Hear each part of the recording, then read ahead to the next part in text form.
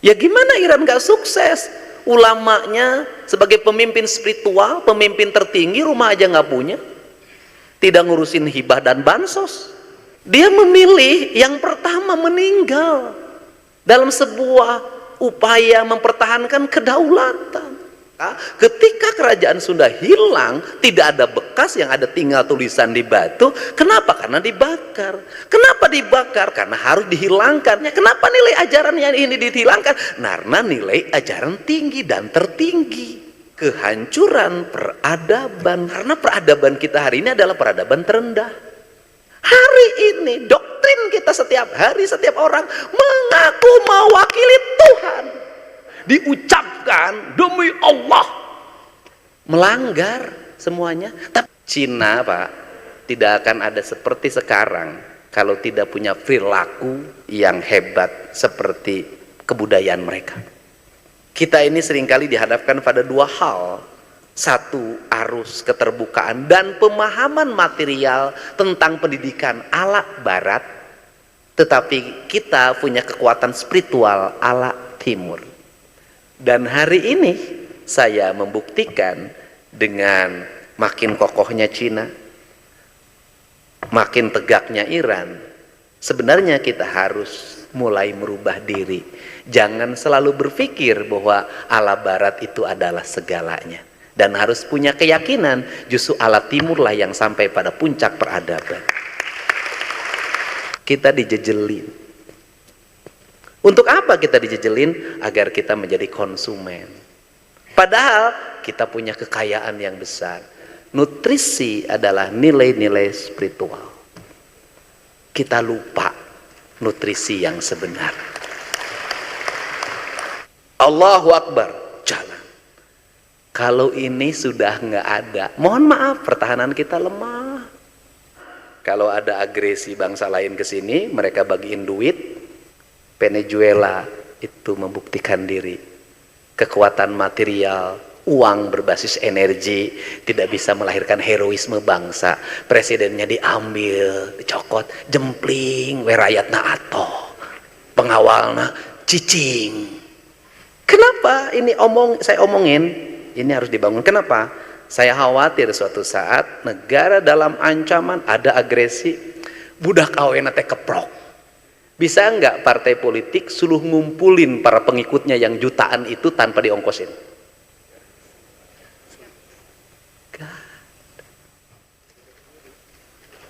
Selamat datang Pak Gubernur. Terima kasih. Ahlan wa sahlan. Wilujeng Sumping.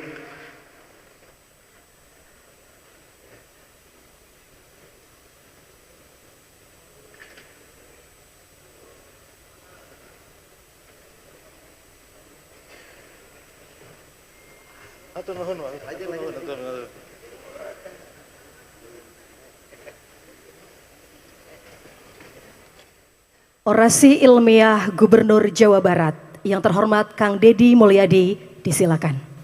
Assalamualaikum warahmatullahi wabarakatuh. Sampurasun. Yang saya hormati para pendiri, para tokoh, para alumni IAIN Sunan Gunung Jati yang hari ini menjadi UIN Sunan Gunung Jati. Salah satunya alumninya Pak Nukman, pernah menjadi wakil gubernur Jawa Barat bersama Pak Dani Setiawan. Ini sahabat saya yang dari dulu punya pikiran kekiri-kirian. Orang Majalengka, sudah jadi doktor, sudah jadi pimpinan di praksi, sudah jadi pimpinan di komisi bidang keagamaan, seluruh kekuasaannya sudah di tangan. Tapi kenapa bangun kedokteran harus minta bantuan gubernur?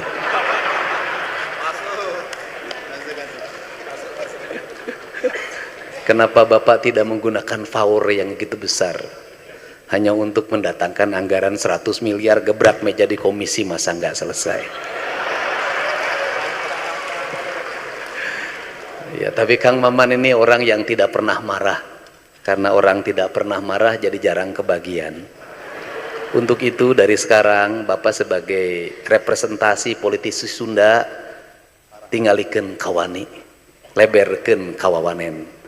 Tong waka datang kauwin lamun can mawa duit triliunan. Pak Rektor yang saya hormati, saya ucapkan terima kasih. Saya paham kapasitas diri saya. Ya, doktor belum, baru daftar. Suruh ngasih kuliah orasi ilmiah di UIN. Saya tahu bukan itu. Saya diundang ke sini hanya satu harapannya, ada hibah ke UIN itu aja. Saya tuh udah paham bungkus-bungkus itu. Sampai lagu karya saya dinyanyikan, saya tahu. Semuanya ornamennya disunah-sunahkan, saya tahu tujuannya. Karena saya ini playboy, jadi saya itu tahu siapa yang merayu, siapa dengan yang sungguh-sungguh. Itu bedanya seorang playboy. Playboy itu nggak pernah jatuh cinta. Kalau tadi banyak orang yang bersyukur punya istri satu, saya justru bersyukur tidak punya istri. Karena lebih bahagia dan lebih merdeka. Dan Pak staf ahli itu tadi saya lihat berbohong di depan saya. Orang yang bisa memerintah pada saya adalah satu, kedua orang tua saya sudah tiada. Yang kedua menteri dan wakil menteri, padahal yang pertama adalah istri saya. Segenap Forkopimda Provinsi Jawa Barat yang mewakili Pak Kapolda, mewakili Pak Kajati, Ketua Pengadilan Tinggi, semuanya yang hadir, para rektor, para wakil rektor, guru besar, pokoknya semuanya. Yang pertama, kita ini dari dulu menjadi bangsa wacana, apalagi perguruan tinggi. Pasti peradaban itu menjadi tema diskusi. Dan kita ini bangsa yang lebih senang membicarakan peradaban dibanding dengan melakukan hidup yang beradab. Saya keluar rumah itu jam 5, itu kebiasaan saya jadi gubernur. Kenapa? Di sepanjang jalan itu saya mencoba untuk merubah cara berpikir orang. Saya jarang pakai pengawal, paling hanya motor dampingin saya. Itu pun saya pakai karena kasihan. Kasihannya apa? Sudah ditugasin oleh pimpinannya di tempat saya. Kalau saya tidak pakai kan ditarik lagi. Kasihan kehilangan honor tambahan dari gubernur itu nanti. Maka saya selalu kalau lihat ada sampah menumpuk, saya turun. Saya videokan dan saya ambil. Untuk apa? Memberikan pelajaran. Kenapa? Peradaban besar itu lahir dari hal-hal kecil. Singapura itu berperadaban menjadi daerah yang sangat bersih. Itu dimulai dari revolusi toilet tahun 70-an. Di mana Perdana Menterinya dengan tangan besi merubah masyarakatnya, bagaimana toilet bersih, bagaimana kamar mandi bersih, bagaimana halaman bersih, bagaimana pohon dijaga, bagaimana pemerintahan bersih, bagaimana anggaran bersih. Nah, kenapa itu dilakukan? Karena wacana itu hanya akan berakhir di pembagian snack dan makan siang. Tapi tindakan itu akan menjadi tauladan. Karena tindakan menjadi tauladan, saya orang yang begitu sangat berguru pada karuhunnya orang Sunda. Saya jujur aja sangat berguru pada karuhun. Dan karuhun pertama yang saya gurui adalah ibu saya. Itu karuhun pertama. Tidak bisa baca, tidak bisa tulis. Kalimat hidupnya sederhana. Saeutik mahi loba nyesa. Karena saeutik mahi loba nyesa, manajemennya tidak di seminar. Manajemennya tidak disimposiumkan. Manajemennya tidak dalam kajian akademis yang terlalu panjang. Tapi manajemennya, saya katakan, yang paling utama manajemen dalam hidup itu adalah rasa. Maka rasanya digunakan. Karena rasanya digunakan, maka dia tahu anaknya yang ke-9 ini kalau makan, bagaimana dipastikan anak-anaknya cukup makan. Maka pilihan ibu saya almarhum adalah memilih tidak makan. Karena dia tahu kalau dia lebih dulu makan, maka bisa jadi ada anak-anaknya nanti kurang makan. Maka ketika saya tanya, saya selalu nanya, mitos mam teu acan. Ibu saya selalu menjawab, geus empek dalahar sing seubeuh. Pan mi manu nyangu, nah isuk ge bari nyangu, bari ngepeul ngahuap seubeuh mi mah sederhana. Dari mulai itulah manajemen dibangun, dia pastikan anak-anaknya makan. Karena dipastikan anak-anak makan, maka ibu mengorbankan dirinya untuk tidak makan. Berhasil kepemimpinan. Kang Maman tadi bicara tentang Iran. Ya gimana Iran gak sukses? Ulamanya sebagai pemimpin spiritual, pemimpin tertinggi, rumah aja gak punya. Tidak ngurusin hibah dan bansos.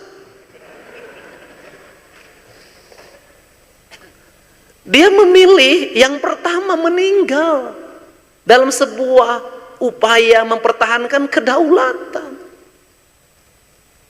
Nggak pidato berapi-api di Indonesia. Yang bela Palestina itu pidatonya nggak pernah berhenti, demonya dari dulu nggak pernah berhenti. Giliran sekarang perang Palestina lawan Israel, nggak ada satupun yang pergi untuk perang. Jangan-jangan komoditi. Makanya kita ini mencintai agama, mencintai Palestina, atau jualan agama dan jualan Palestina. Atau kita ini mencintai budaya atau jualan budaya. Kita ini mencintai Sunda atau jualan Sunda. Kan semuanya jadi komoditi. Maka itu menjadi pilihan. Maka saya katakan nih Kak, kalau cerita nih Kang Nukman, kalau bercerita pembelanjaan anggaran, saya ini adalah gubernur yang paling berat dari sisi anggaran. Sebelum saya memimpin 37 triliun. Begitu saya memimpin 31. Satu tahun memimpin 28. DBH kita sudah digunakan untuk kepentingan di pusat. Dan sebagai wakil pemerintah pusat saya katakan dengan sukarela, dengan ikhlas, saya tidak akan protes. Hutang 3,8 ke Pemprov Jabar nggak ada masalah, nggak dibayar. Tapi UIN jangan minta ke saya, karena itu kewenangan pusat. Nah, tetapi sebagai gubernur otak saya harus jalan. Saya memahami perguruan tinggi harus jalan, nggak ada masalah. Maka saya ada hitungannya. Hitungannya bagaimana? Oke, bangun fakultas kedokteran, nilainya berapa? Satu mahasiswa kedokteran Jawa Barat sampai selesai berapa? Kita tuker. Saya bangunkin sekian miliar, tapi nanti mahasiswa Jawa Barat, anak-anak orang miskin di Jawa Barat kuliah di sini gratis kedokteran. Saya nggak mau jadi gubernur yang dipuji-puji, ngebagi hibah di mana-mana, nggak mau. Kenapa? Kalau pilih jadi gubernur tukang ngebagiin hibah, nggak usah belajar manajemen, nggak usah. Kenapa? Siapapun bisa jadi gubernur, tugasnya nggak bagiin hibah. Semua anak kecil juga bisa. Yang susah jadi gubernur adalah uang yang sedikit dibelanjakan dengan tepat, efektif untuk kenaikan IPM, untuk kenaikan sumber daya manusia, untuk kenaikan kesejahteraan yang sumbernya dari IPM itu. Ini yang menjadi problem kita. Maka saya selalu ketika anggaran menurun, saya senang. Kenapa? Pemimpin akan diuji oleh uang yang sedikit, bukan oleh uang yang banyak. Nah, sehingga dari kerangka itulah kita memulai peradaban.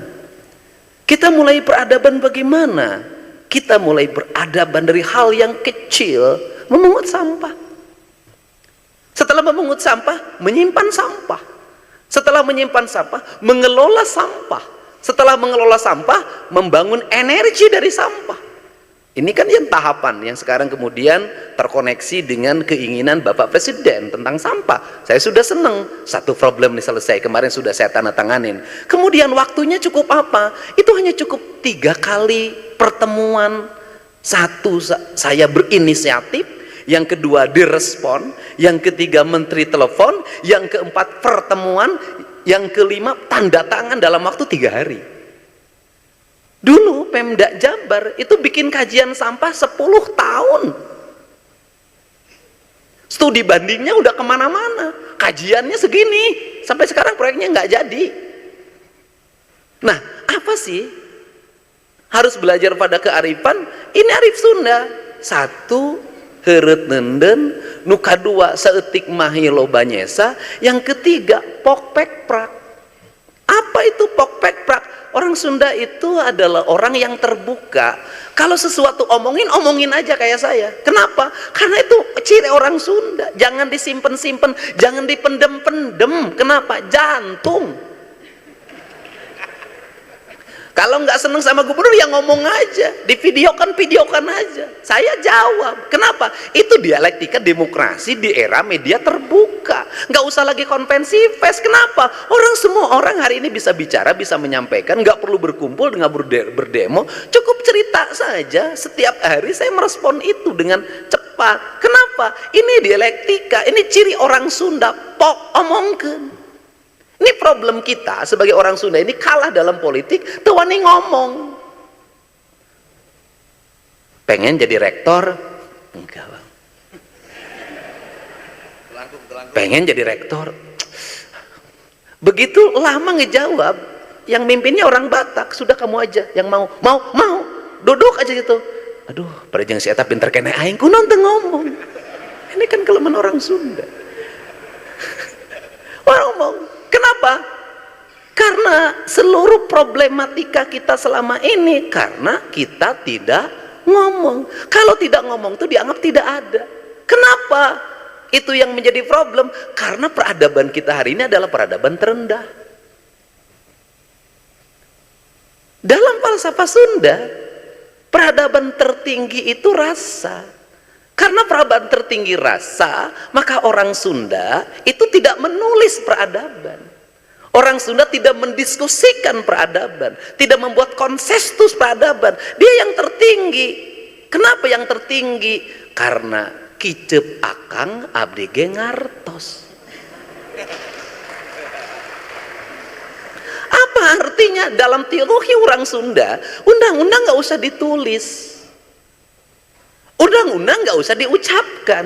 Karena apa? Dengan melihat, memandang, mendengar, dan merasa, maka dia bisa merasakan mana yang mesti dilakukan dan mana yang mesti tidak dilakukan. Sehingga tanpa wali pun datang ke Sunda, orang Sunda dari dulu tidak punya budaya makan babi. Peradaban tertingginya bakakak ayam, rumahnya bersih, pakai panggung, peradabannya peradaban bambu. Kenapa orang Sunda menggunakan peradaban bambu? Karena orang Sunda tahu bambu itu ketika ditebang tumbuh lagi, akan dihindarkan. Kenapa tidak pakai batu? Agar dijauhkan dari eksploitasi alam. Karena di Sunda menambang itu dilarang. Kenapa? Karena orang Sunda alam ini titipan. Karena titipan tugasnya ngajaga jeung ngariksa. Lamun kira-kira hirup di luhur tanah geus hirup, kunaon kudu ngagali tanah. Itu yang disebut makna laing sakartum. Itu diwujudkan dalam identitas peradaban Sunda. Karena dibuat identitas peradaban Sunda, maka ketika kerajaan Sunda hilang, tidak ada bekas, yang ada tinggal tulisan di batu. Kenapa? Karena dibakar. Kenapa dibakar? Karena harus dihilangkan. Yang dihilangkan apa? Bukan orangnya, nilai ajarannya. Kenapa nilai ajarannya ini dihilangkan? Karena nilai ajaran tinggi dan tertinggi.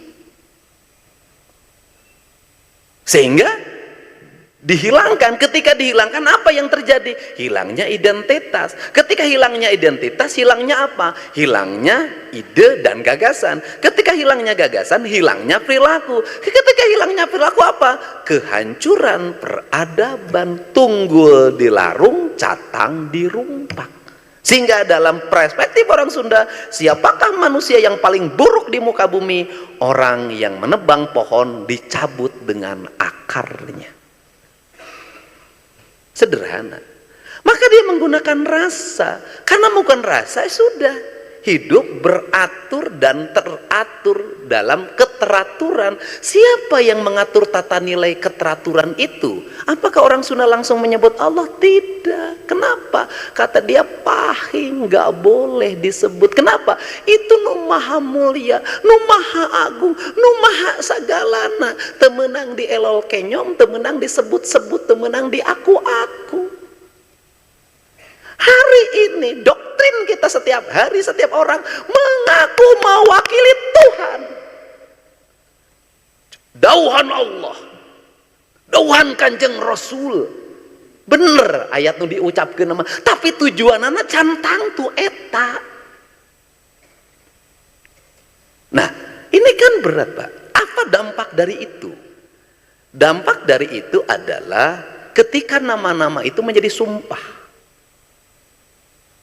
Ketika nama-nama itu menjadi sumpah jabatan, sumpah kesetiaan, diucapkan demi Allah, melanggar semuanya. Tapi yang melanggar tuh karirnya makin agus, naik jabatan, sehingga orang teu naon ngalanggar sumpah Allah teh geuningan.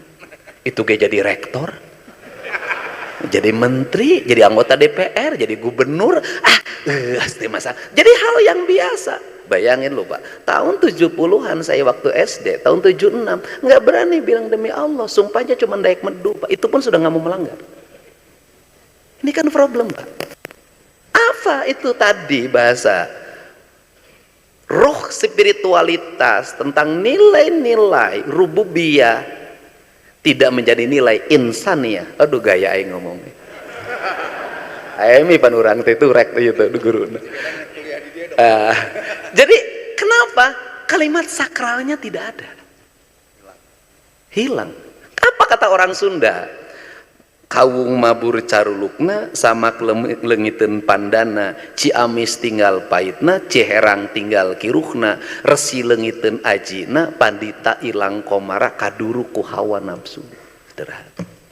Apakah ini hanya pada kaum agamawan? Tidak. Ini berlaku juga bagi kaum akademis. Seluruh kerusakan yang terjadi di Jawa Barat itu karya kaum akademis. Seluruh kebijakan pemerintah provinsi yang banyak salah itu semuanya kajian kok, ada konsultannya. Itu kan akademis. Jalan yang longsor itu hasil akademis. Perumahan-perumahan yang di mana-mana dibikin bukit-bukit itu hasil kajian akademis. Banjir itu hasil kajian akademis semua. Kenapa? Akademisnya salah karena akademis berdasar bukan bekerja pada nilai tapi bekerja pada proyek. Nu lempeng dibengkokkeun, nu bengkok dilempengkeun, dikasih landasan akademis. Kan problem. Sehingga kata orang Sunda, derajat yang tertinggi bukan di pikiran, ujang di hati. Maka derajat tertinggi bisa di pikiran di hati karena orang yang pakai rasa melahirkan cinta. Anak 9 bisa sekolah, ada yang jadi sarjana, yang paling bungsu jadi gubernur. Satu petak sawah tidak terjual, padahal bapak saya pensiunan prajurit kepala. Kenapa? Pakai hati. Kenapa anggaran yang beribu-ribu triliun dalam setiap tahun dipimpin oleh orang-orang profesor, dokter, orang-orang ahli, bansos dia salah sasaran. Kenapa? Karena semuanya tidak menggunakan rasa sebagai sendi nilai. Itu problem kita, Pak. Karena ini problem kita, maka di sinilah perubahan dimulai. Saya mencoba untuk menyajikan, walaupun temporer dan sulit sebenarnya, saya mencoba untuk ini loh peradaban. Kita mulai dari sini, kita mengarah ke sini, kita tujuannya ke sini. Ini. Nah, kemudian apa yang menjadi titik lemah kita hari ini? Dari sisi perilaku hidup, saya mempelajari tentang orang Sunda ini, orang Jawa Barat secara umum. Apa yang membuat ketertinggalan? Yaitu perilaku yang apa? Perilaku yang konsumeris. Perilaku konsumeris apa? Banyak melakukan sebuah perkara yang dia tidak cukup kapasitas untuk melakukan itu. Makanya bahasa saya sederhana. Mungkin kalau lihat tayangan posting saya sederhana. Saya punya kebiasaan kalau lagi jalan di hari Sabtu Minggu, lihat janur pasti saya berhenti. Saya pasti mampir ke undangan. Jadi tamu dadakan. Ini sederhana, Pak. Saya selalu melihat makanan yang dimakan itu tidak habis. Kenapa? Karena orang desa merubah karakter dirinya, ingin bergaya prasmanan kota. Ketika hajatan, hari ini makanan tidak jadi prioritas, Pak. Yang prioritasnya adalah event organizer-nya. WO, wedding organizer-nya. Ya kalau anak rektor UIN pakai wedding nggak ada masalah. Bisa pakai gedung gratis.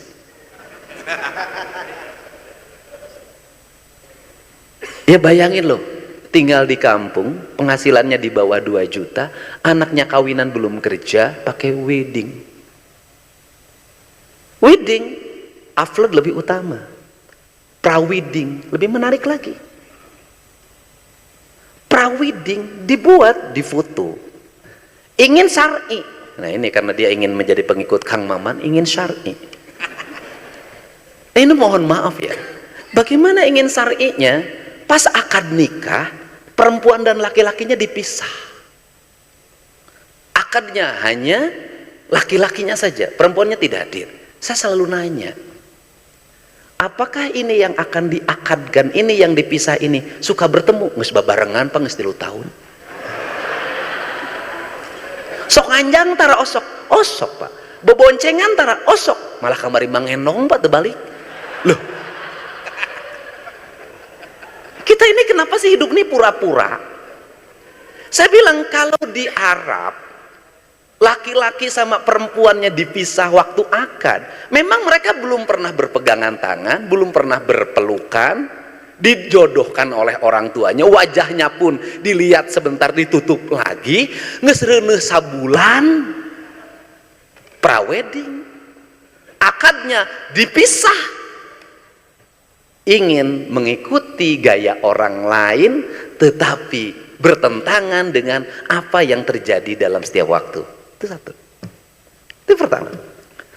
Saya perhatikan lagi, ini kan peradaban Pak. Baju. Saya bilang ieu teh panas jang, panas nate 30 derajat. Ari sia kunaon make jas jang.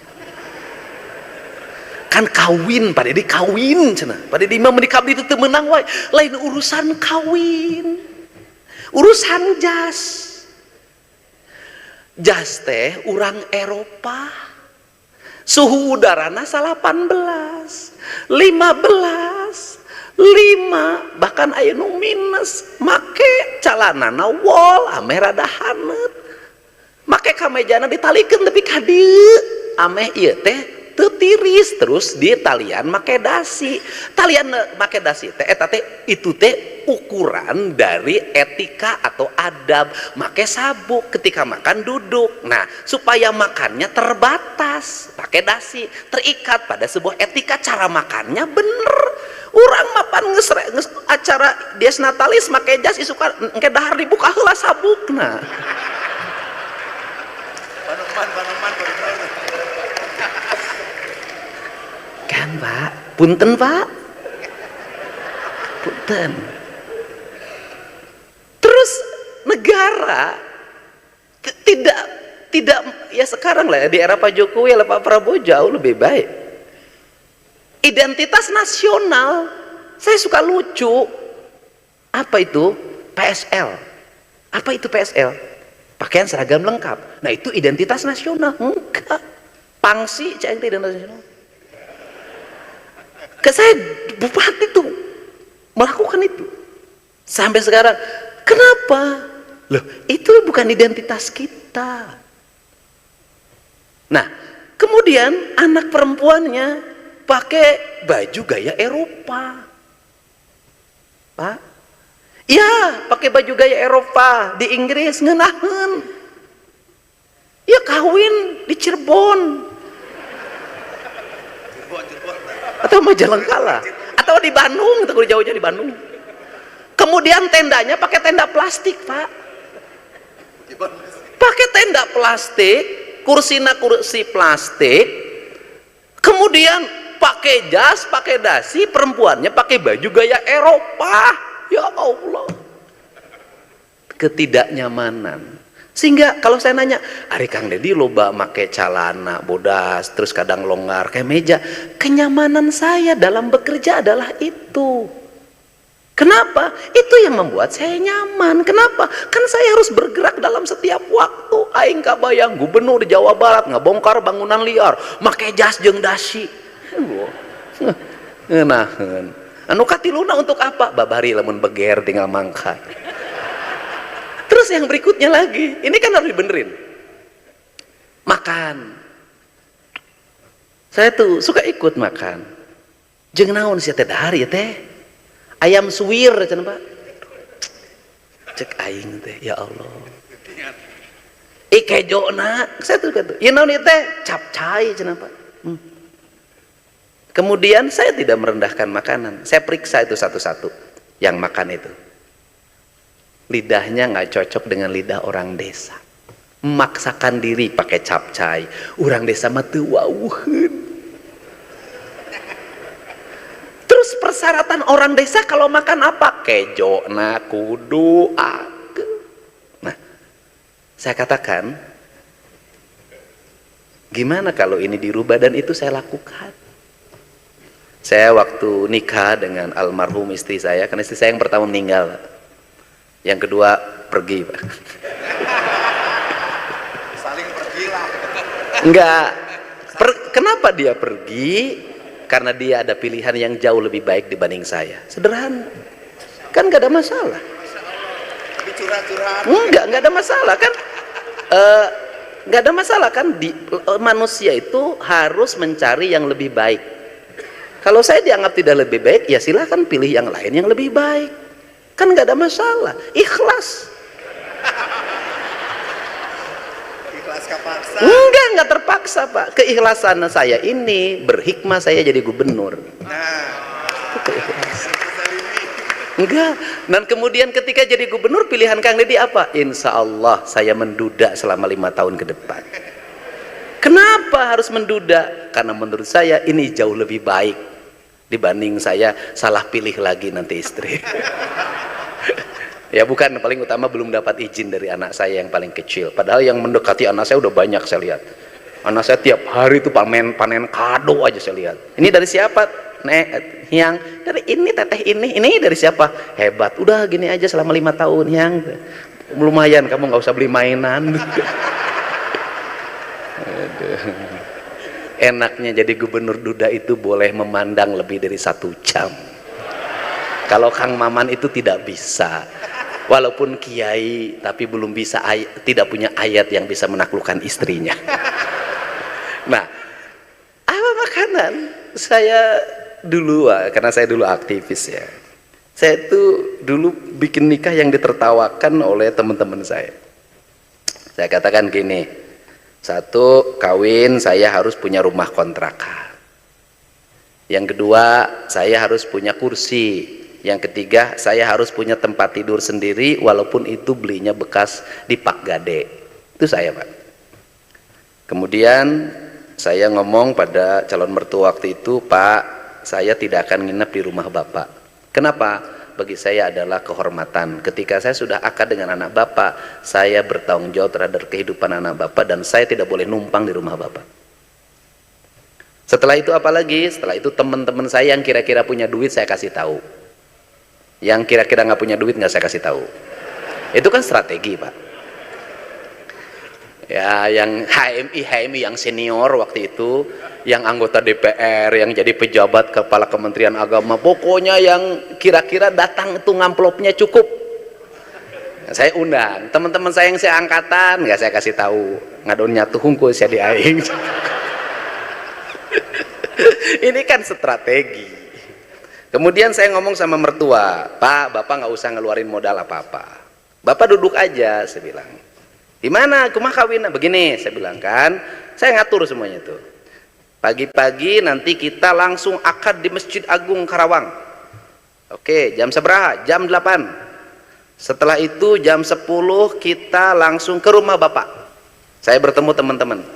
Terus jam 1 duhur sudah selesai Pak. Terus habis itu istri saya akan saya bawa ke rumah kontrakan saya di Purwakarta. Bapak nggak usah nyiapin apa, biar saya siapin. Ya saya nyiapin itu, saya siapin sayur asem, kejo kudu diakel, sate marangi teman saya, kamu sate daging nanti saya, mana nu ngabumbuan jeung ngabeulem, bere kurang honor. Saya kan HMI kan pinter bikin perencanaan gitu. Nah kemudian setelah itu pedah, setelah itu apalagi sambal, setelah itu petei. Teman-teman saya yang dari Jakarta mana pada datang, makannya semuanya enak. Siapa goblok cenah hajat teh. Naon kitu? Saeutik modalna tapi ngeunah daharna. Saya ngomong gini, awas dahar ngeunah ya, amplop kudu bener cing teh ya.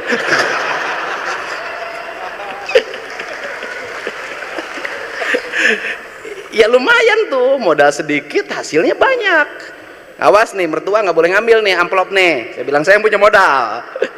Batu pas saya sok lampek lah, jangan itu saya beres dari situ. Alhamdulillah besoknya saya beli motor untuk modal dagang beras.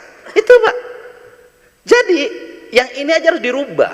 Saya mau bikin surat edaran, pasti diprotes. Sudahlah, anak-anak Gen Z ini yang sekarang mau nikah ini, sudahlah.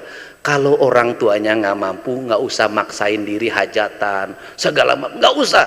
Pagi-pagi datang ke KUA, akan sore sudah pulang, besoknya sudah dagang lagi. Itu cara. Kenapa? Cina Pak tidak akan ada seperti sekarang kalau tidak punya perilaku yang hebat seperti kebudayaan mereka.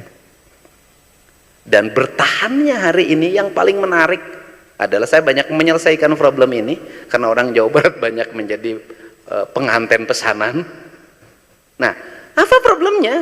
Bayangin, perempuan Cina itu hari ini karena jumlahnya makin sedikit, laki-laki makin banyak, itu menjadi seorang yang punya daya tawar yang sangat mahal.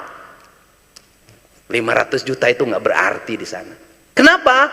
Karena biaya hidup sangat mahal. Dan menikah dengan orang Cina biayanya mahal. Karena menikah dengan orang Cina biaya mahal, yang jadi korban adalah orang Jawa Barat. Kenapa? Karena orang Jawa Barat begitu dengar nanti di sana nikah maharnya 100 juta, mangkat. Dan ada agennya. Kenapa orang Jawa Barat terjadi seperti ini? Mindset. Kenapa? Orang Jawa Barat teh kajen teuing tekor asal soho. Dirubah. Dengan satu pilihan menurut saya ini penting. Banyak orang yang bangkrut gara-gara pesta, tapi tidak pernah orang yang bangkrut karena anaknya sekolah. Nggak ada.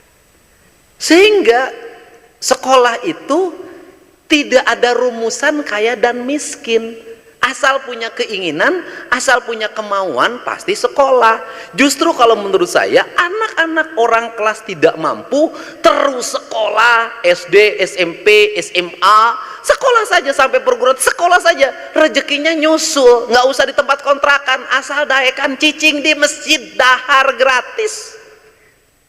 Di kampus, menurut saya bisa daekan, dia nyapu aja jadi mahasiswa, nggak ada masalah. Nanti dosennya melihat. Nah di kita ini problem hari ini juga ada problem lagi adalah anak kelas menengah ke bawah ini gayana digedeken, kahayang eueuh, kadaek eueuh, tapi gaya ti heula. Apa yang terjadi? Problematika kriminal, problematika apapun hari ini, anak balapan, narkotika, tawuran, posek bebas, semuanya hari ini adalah menimpa anak-anak kita kelas menengah ke bawah.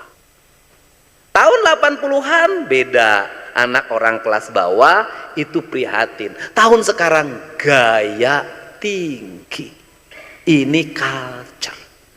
Nah, culture ini harus dirubah dengan memaksa. Maka bantuan atau hibah itu memiliki dua mata pedang sebenarnya. Satu sisi memang tugas negara untuk membesarkan, tapi di sisi lain bisa jadi melemahkan. Dari sekian ribu orang yang sering saya bantu, itu banyak yang sukses, berhasil, tapi banyak juga yang memang pengen dibantu lagi. Ini problem. Ini problem. Saya boleh menceritakan sebuah peristiwa. Ada satu daerah di luar sana di mana masyarakatnya sudah survive dengan peternakan sapi dan kemudian swasembada susu sehingga dia makmur. Kemudian datanglah satu kelompok orang memberikan banyak bantuan, memberikan banyak tontonan, memberikan banyak hiburan, pada akhirnya masyarakat itu bangkrut. Untuk itu kata orang Sunda sederhana, moal menang perah lamun teu perih. Lamun hayang hirup nanjung kudu kuru cileuh kentel pecit. Daripada kita bercerita lapar di media sosial, lebih baik kita meniatkan diri puasa dalam setiap waktu. Ini saya waktu jadi Bupati Purwakarta, Pak Doktor Maman, saya pernah membuat pergub tentang guru menghimbau, meminta pada anak sekolah untuk puasa Senin Kemis. Dan pergub itu dibatalkan oleh Komisi Perlindungan Anak. Kenapa? Karena itu dianggap sikap yang intimidatif terhadap anak-anak. Mohon maaf, kita ini seringkali dihadapkan pada dua hal. Satu, arus keterbukaan dan pemahaman material tentang pendidikan ala barat, tetapi kita punya kekuatan spiritual ala timur. Dan hari ini saya membuktikan dengan makin kokohnya Cina, makin tegaknya Iran, sebenarnya kita harus mulai merubah diri. Jangan selalu berpikir bahwa ala barat itu adalah segalanya. Dan harus punya keyakinan justru ala timurlah yang sampai pada puncak peradaban. Kerajaan negara-negara ini baru umurnya berapa? Tapi kerajaan-kerajaan Nusantara masa lalu bertahannya lama. Negara konstitusional itu belum ada yang berumur ribuan tahun. Hanya kerajaan yang berumur ribuan tahun. Ini pelajaran penting. Sehingga cara berpikir birokrasi, cara berpikir konstitusi pendekatannya yang bersifat normatif harus hati-hati. Apakah ini akan bisa membuat daya tahan dan daya saing? Contoh makan. Makan anak kita hari ini diplot. Makanannya ini dengan standar pikiran yang biasa disosialisasikan dengan 4 sehat 5 sempurna. Dalam kajian kita dulu, orang tua kita dulu tuh nggak pernah ngomong itu. Nggak pernah ngomong 4 sehat, di segala diwabalkeun. Aya belut dipasak, aya simet dipasak, aya keong dipasak, aya tutut dipasak, kemudian aya iwung dipasak. Dan mohon maaf, ahli-ahli gizi kita sampai hari ini tidak berani menyajikan, mengatakan bahwa itu makanan yang berkualitas. Baru negara-negara luar, malah sekarang Inggris sudah menyatakan misalnya rebung itu adalah makanan food yang paling tertinggi nilainya. Kenapa? Kita dijejelin. Untuk apa kita dijejelin? Agar kita menjadi konsumen. Padahal kita punya kekayaan yang besar. Sehingga kalau kita ada problem tentang stunting dan sejenisnya, bukan hanya persoalan negara yang abai, itu bisa dikatakan negara abai, tetapi juga orang tuanya tidak mengerti aspek lingkungan. Terakhir, diri kita deh. Saya suka memperhatikan anak saya aja sekarang yang satu. Yang satu ngurusnya banyak, makanannya banyak. Ya pertumbuhannya gitu-gitu aja menurut saya. Saya ngebayangkan ibu saya dulu, anaknya 9 tanpa pembantu, sereal. Nggak ada itu. Susu impor nggak ada. Modal nage China kanji no. Terus apa lagi? Saya ingat saja itu kalau ponakan saya disuapin sama kakak saya, itu yang cukup jauh amon dikituan. Gelede awakna teh ieu teh nyanung malah. Sia teh baheula keur leutik sia teh nyanung leuwehan aing ceng teh. Oh atuh mah gagah cenah. Kan bayangin loh. Terus yang terakhir yang dilupakan oleh kita itu adalah nutrisi. Itu bukan hanya nilai-nilai material. Nutrisi adalah nilai-nilai spiritual. Kita lupa nutrisi yang sebenar. Nilai spiritual bukan formal, tapi nilai. Sehingga ibu-ibu sekarang ini anak-anaknya secara material anak-anaknya kelihatan sehat, gagah, tetapi secara spiritual dia lemah. Tidak bisa. Kenapa? Dia lebih rindu pembantunya hilang dibanding ibunya yang tidak pulang. Spiritual. Jadi banyak anak-anak hari ini kalau yang ngasuhnya hilang nangis, indungna teu balik teu jerik. Tuh, hati-hati itu. Nilai. Nah, sehingga kalau sudah seperti itu, mohon maaf, anaknya tidak bisa dikendalikan. Kenapa? Anak-anak bacok di jalan. Bapaknya nggak bisa lagi. Ibunya nggak bisa lagi. Hanya senjata yang bisa menghentikan.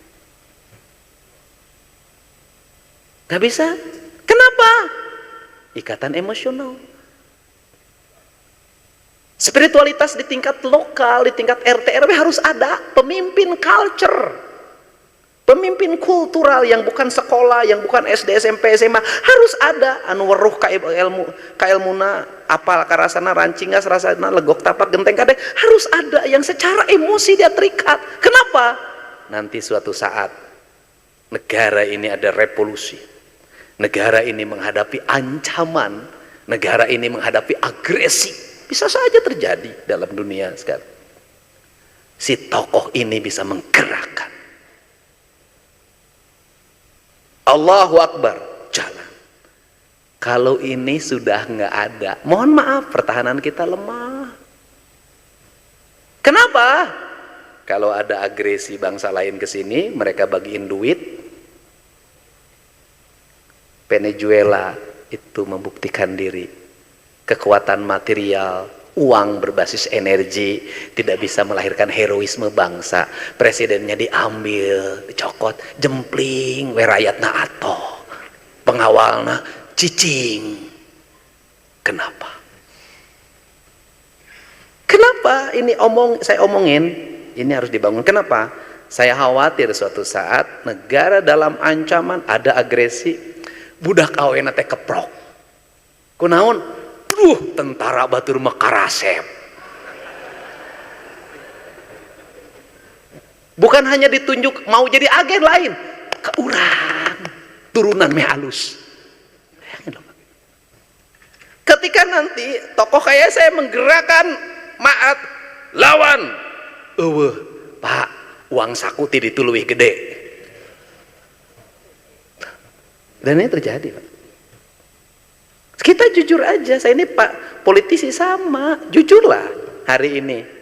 Bisa enggak partai politik suruh ngumpulin para pengikutnya yang jutaan itu tanpa diongkosin?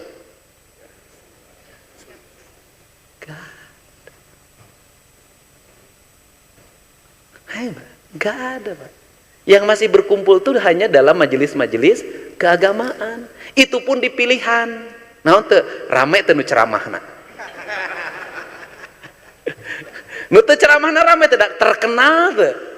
Ikatan emosi yang membuat orang berkumpul itu hanya pada dua, ke kiai harismatik dan ke artis. Rektor UIN kurang dicek lah. Sok kumpulkan tuh di Masjid Al Jabar. Panggil ku rektor UIN, seluruh warga Jabar kumpul di dia. Hese Pak, tadi dolakan mah. Balik kudu masih sistik.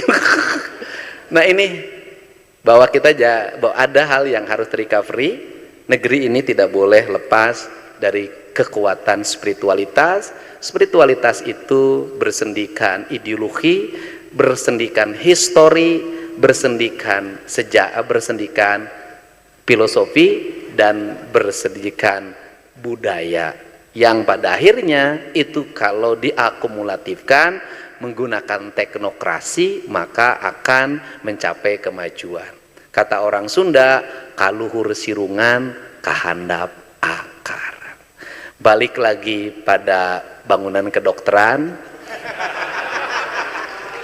Silahkan Bapak nanti bicara dengan tim Bapeda, nanti hitung-hitungannya, karena saya adalah gubernur pengusaha.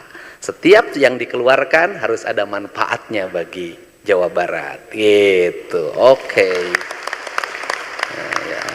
Selain gubernur pengusaha, juga memang saya sudah dikasih nama oleh warga KDM. Yaitu Kang Duda Merajalela. Hatur nuhun Bapak Ibu, selamat berdies Natalis. Bapak Doktor, mudah-mudahan Pak, siapa? Kang Uwin? Siap. APBN Pak. Hatur nuhun Pak, hatur nuhun. Wallahu muwaffiq ila aqwamit thoriq. Assalamualaikum warahmatullahi wabarakatuh.